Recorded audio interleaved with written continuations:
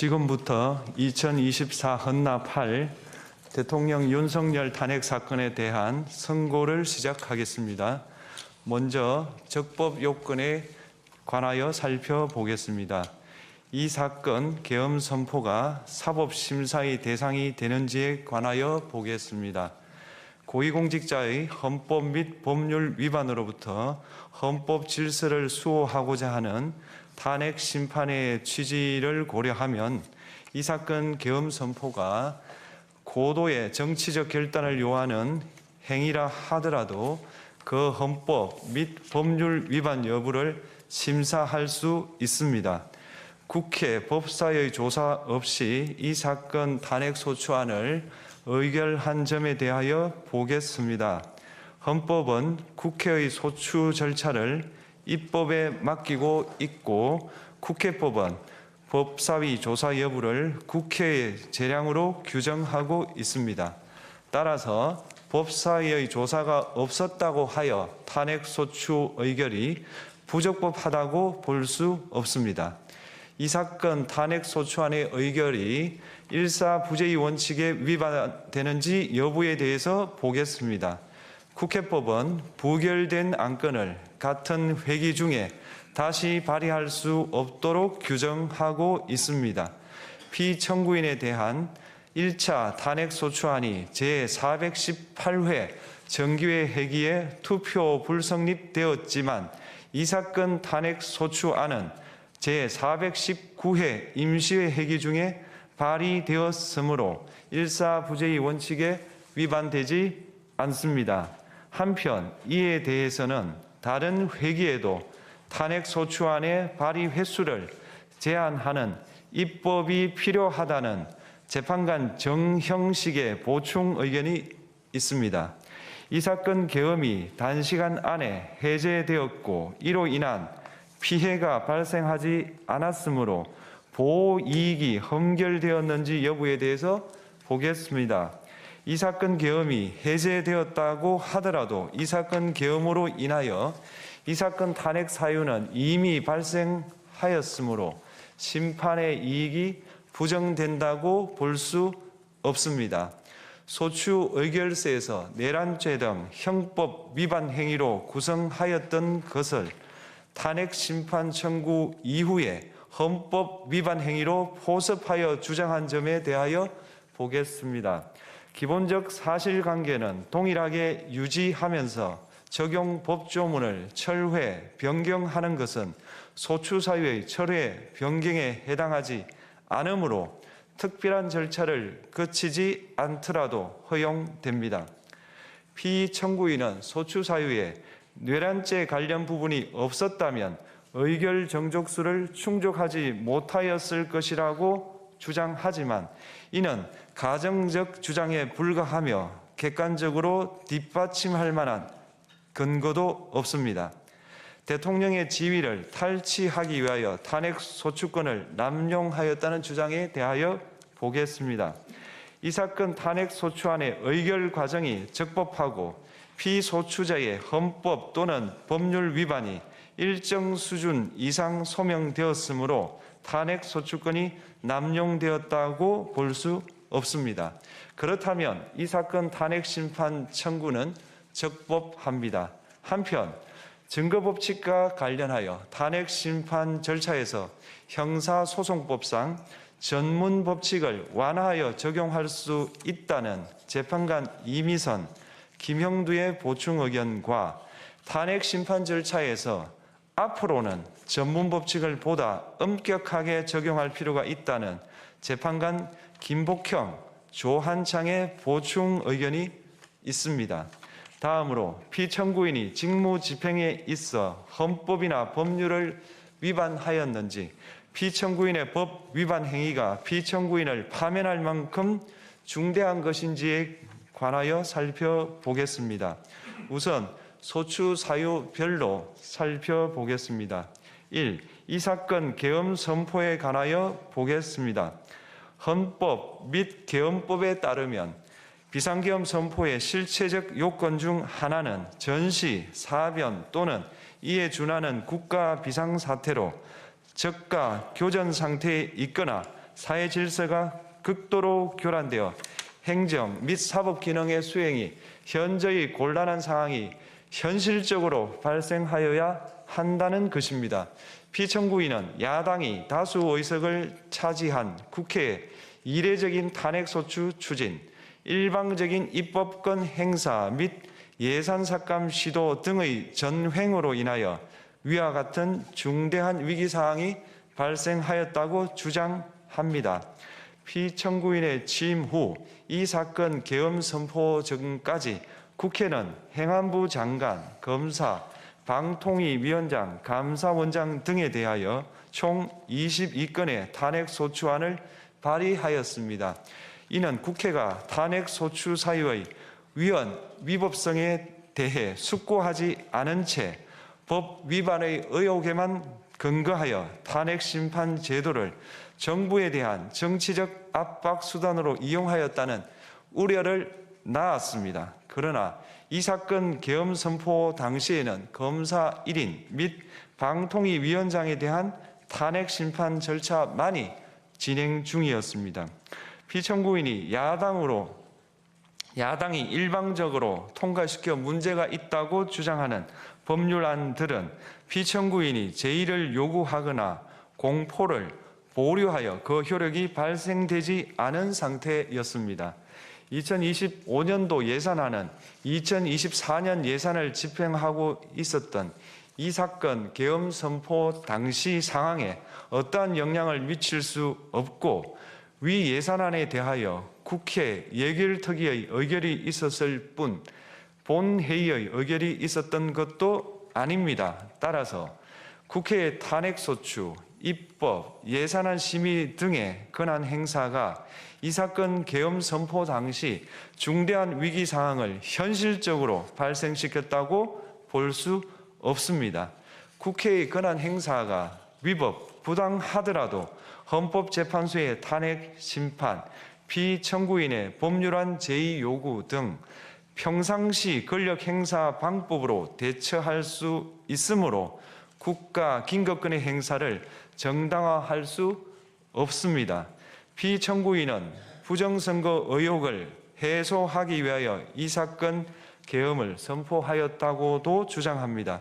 그러나 어떠한 의혹이 있다는 것만으로 중대한 위기 상황이 현실적으로 발생하였다고 볼 수는 없습니다. 또한 중앙선관위는 제22대 국회의원 선거 전에 보안 취약점에 대하여 대부분 조치하였다고 발표하였으며 사전, 우편, 투표함, 보관장소, CCTV 영상을 24시간 공개하고 개표 과정에 수검표 제도를 도입하는 등의 대책을 마련하였다는 점에서도 피청구인의 주장은 타당하다고 볼 수 없습니다.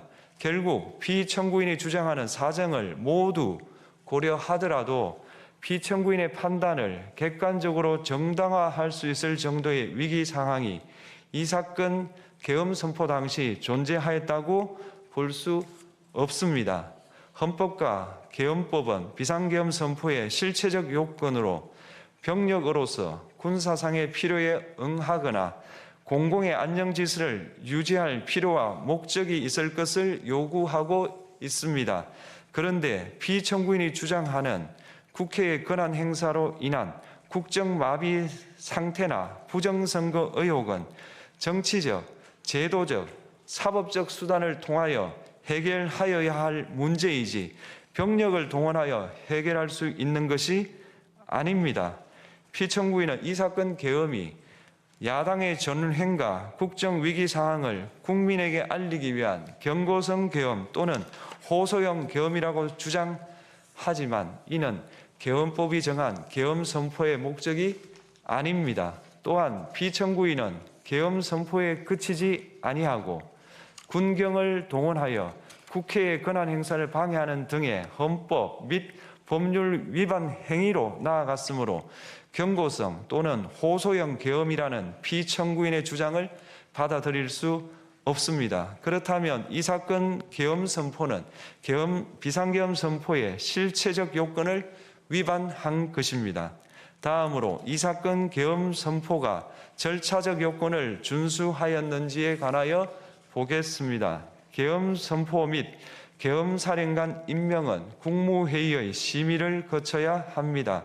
피청구인이 이 사건 계엄을 선포하기 직전에 국무총리 및 9명의 국무위원에게 계엄 선포의 취지를 간략히 설명한 사실은 인정됩니다.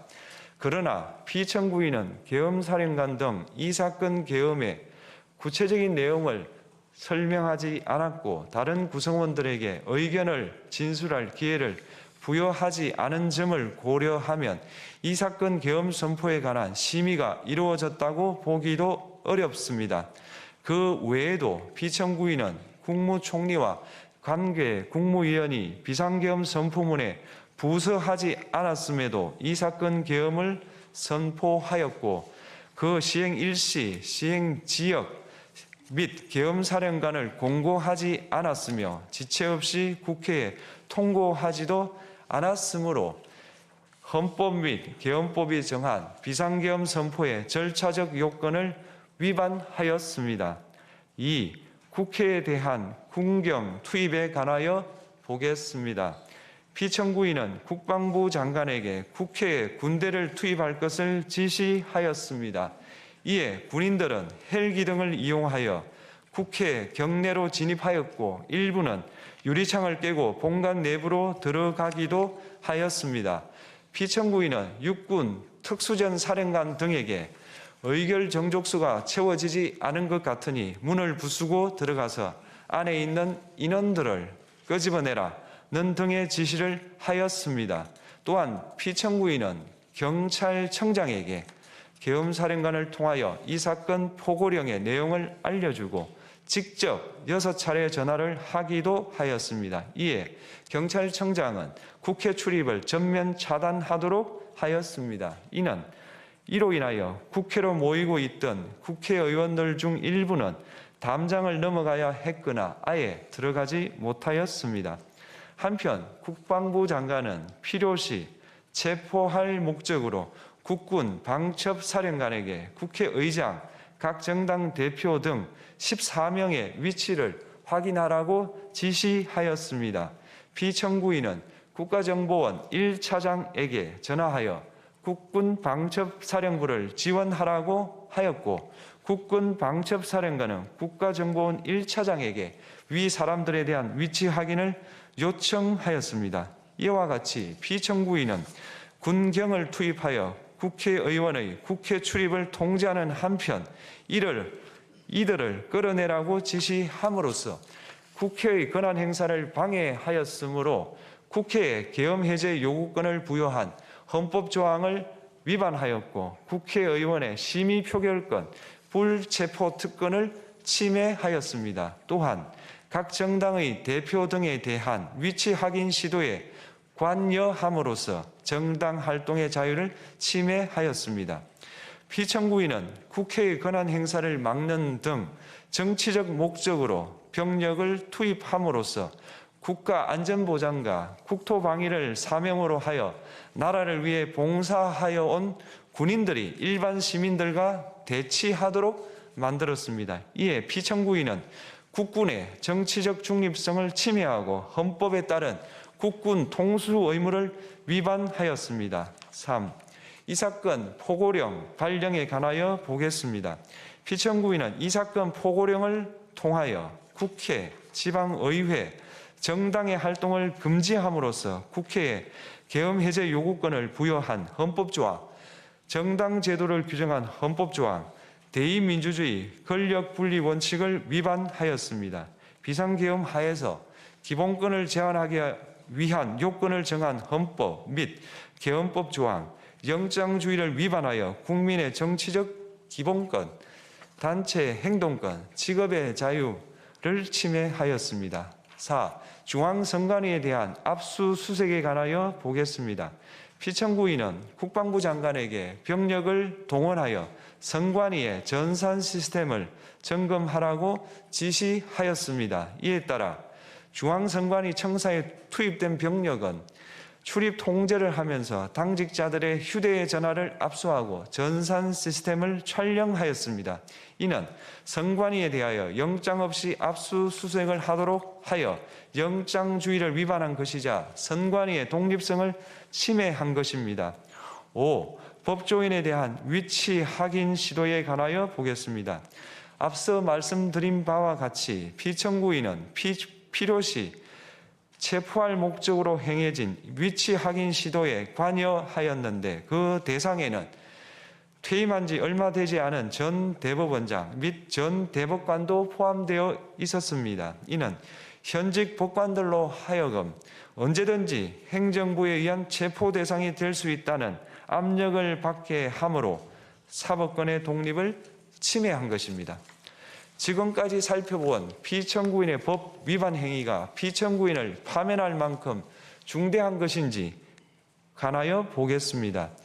피청구인은 국회와의 대립상황을 타개할 목적으로 이 사건 계엄을 선포한 후 군경을 투입시켜 국회의 헌법상 권한 행사를 방해함으로써 국민 주권주의 및 민주주의를 부정하고 병력을 투입시켜 중앙선관위를 압수수색하도록 하는 등 헌법이 정한 통치구조를 무시하였으며 이 사건 포고령을 발령함으로써 국민의 기본권을 광범위하게 침해하였습니다.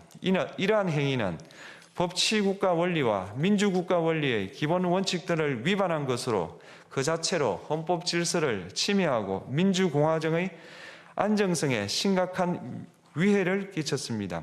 한편 국회가 신속하게 비상계엄 해제 요구를 결의할 수 있었던 것은 시민들의 저항과 군경의 소극적인 임무 수행 덕분이었으므로 이는 피청구인의 법 위반에 대한 중대성 판단에 영향을 미치지 않습니다. 대통령의 권한은 어디까지나 헌법에 의하여 부여받은 것입니다. 피청구인은 가장 신중히 행사되어야 할 권한인 국가 긴급권을 헌법에서 정한 한계를 벗어나 행사하여 대통령으로서의 권한 행사에 대한 불신을 초래하였습니다. 피청구인이 취임한 이래 야당이 주도하고 이례적으로 많은 탄핵 소추로 인하여 여러 고위공직자의 권한 행사가 탄핵 심판 중 정지되었습니다. 2025년도 예산안에 관하여 헌정사상 최초로 국회 예산결산특별위원회에서 정액 없이 감액에 대해서만 야당 단독으로 의결하였습니다. 피청구인이 수립한 주요 정책들은 야당의 반대로 시행될 수 없었고 야당은 정부가 반대하는 법률안들을 일방적으로 통과시켜 피청구인의 제의 요구와 국회의 법률안 의결이 반복되기도 하였습니다. 그 과정에서 피청구인은 야당의 전횡으로 국정이 마비되고 국익이 현저히 저해되어 가고 있다고 인식하여 이를 어떻게든 타개하여야만 한다는 막중한 책임감을 느끼게 되었을 것으로 보입니다. 피청구인이 국회의 권한 행사가 권력 남용이라거나 국정 마비를 초래하는 행위라고 판단한 것은 정치적으로 존중되어야 합니다. 그러나 피청구인과 국회 사이에 발생한 대립은 일방의 책임에 속한다고 보기 어렵고 이는 민주주의 원리에 따라 해소되어야 할 정치의 문제입니다. 이에 관한 정치적 견해의 표명이나 공적 의사결정은 헌법상 보장되는 민주주의와 조화될 수 있는 범위에서 이루어져야 합니다. 국회는 소수 의견을 존중하고 정부와의 관계에서 관용 그리고 자제를 전제로 대화와 타협을 통하여 결론을 도출하도록 노력하였어야 합니다. 피청구인 역시 국회의 대표인 국회를 협치의 대상으로 존중하였어야 합니다. 그럼에도 불구하고 피청구인은 국회를 배제의 대상으로 삼았는데 이는 민주정치의 전제를 허무는 것으로 민주주의와 조화된다고 보기 어렵습니다. 피청구인은 국회의 권한 행사가 다수의 횡포라고 판단했다 하더라도 헌법이 예정한 자구책을 통해 견제와 균형이 실현될 수 있도록 하였어야 합니다.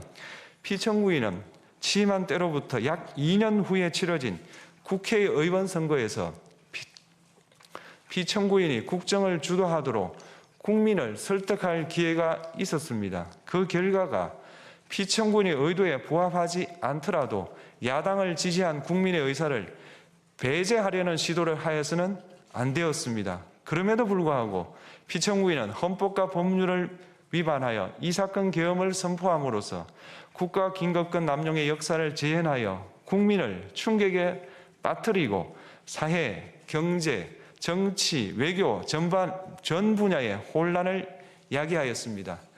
국민 모두의 대통령으로서 자신을 지지하는 국민을 초월하여 사회 공동체를 통합시켜야 할 책무를 위반하였습니다. 군경을 동원하여 국회 등 헌법기관의 권한을 훼손하고 국민의 기본적 인권을 침해함으로써 헌법소의 책무를 저버리고 민주공화국의 주권자인 대한국민의 신임을 중대하게 배반하였습니다. 결국 피청구인의 위법 행위는 국민의 신임을 배반한 것으로 헌법소의 관점에서 용납될 수 없는 중대한 법 위반 행위에 해당합니다. 피청구인의 법 위반 행위가 헌법 질서에 미친 부정적 영향과 파급 효과가 중대하므로 피청구인을 파면함으로써 얻는 헌법소의 이익이 대통령 파면에 따르는 국가적 손실을 압도할 정도로 크다고 인정됩니다. 이에 재판관 전원의 일치된 의견으로 주문을 선고합니다. 탄핵 사건이므로 선고 시각을 확인하겠습니다. 지금 시각은 오전 11시 22분입니다. 주문, 피청구인 대통령 윤석열을 파면한다. 마치겠습니다.